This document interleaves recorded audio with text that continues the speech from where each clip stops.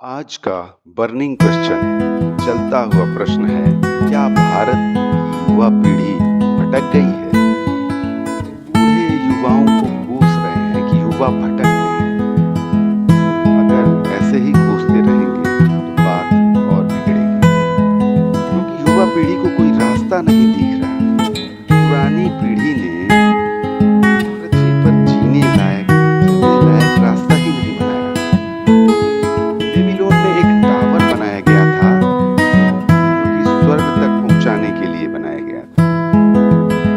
भारत ने पिछले 5000 सालों में धरती पर जीने लायक, चलने लायक मार्ग नहीं विकसित किया।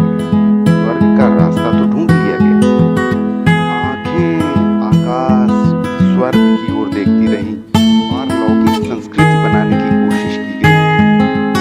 एक ज्योतिषी गांव से गुजर रहा था, एक गड्ढे में गिर गया।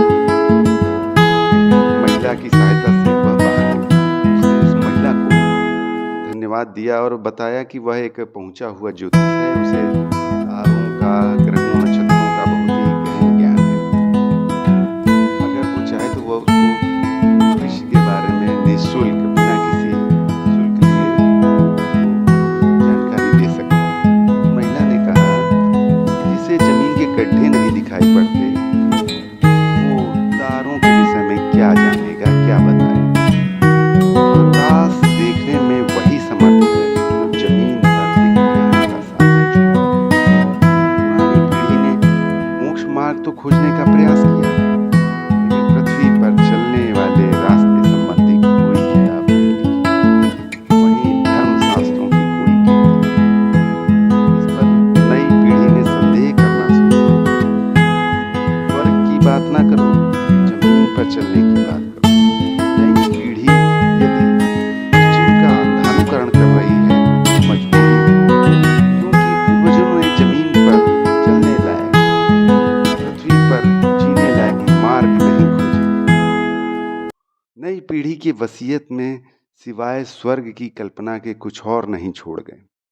जवान पूछता है कि जिंदगी में क्या है, बूढ़ा पूछता है कि मरने के बाद क्या है। स्वर्ग, नरक, मोक्ष। इसलिए हम भारत में विज्ञान को जन्म नहीं दे सकते। विज्ञान जवान का शास्त्र है, धर्म बूढ़े का शास्त्र है। युवा पीढ़ी करुणा योग्य है, क्रोध योग्य नहीं है। उसे कुछ सूझ नहीं था। उसे विरासत में सिर्फ मोक्ष प्राप्त करने हेतु मृत्यु के मार्ग विरासत में मिले हैं। रास्ता बनाना पड़ेगा और सद्भावना रखनी होगी। युवा की शक्ति को सही दिशा में रूपांतरित करना होगा। वृद्ध नाराज हैं कि उनकी पुरानी दुनिया अस्त व्यस्त हो गई, पुराना ढांचा गिर गया है। पुरानी पीढ़ी निंदा, क्रोध अगर छोड़ दे तो नई पीढ़ी उनके प्रति सम्मान से भर सकती है।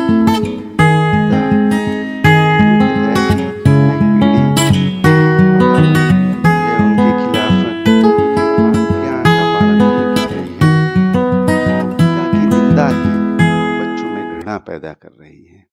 नई पीढ़ी आदर तो देना चाहती है, लेकिन गुरु, पिता आदर योग्य नहीं रह गए। पिता बच्चों को समझाता है कि सिगरेट पीना बुरा है और खुद पी रहा है। नई दिल्ली में शिक्षकों का एक सेमिनार हुआ, इसमें मुद्दा था कि विद्यार्थी शिक्षकों को आदर नहीं करते। वास्तव में आदर मांगने की इच्छा ही आदर योग्य नहीं है। शिक्षकों का कहना था कि गुरु को आदर दिया जाना चाहिए। वास्तव में आदर हृदय से निकले। दबाव में किया गया आदर आदर नहीं, बेगारी है।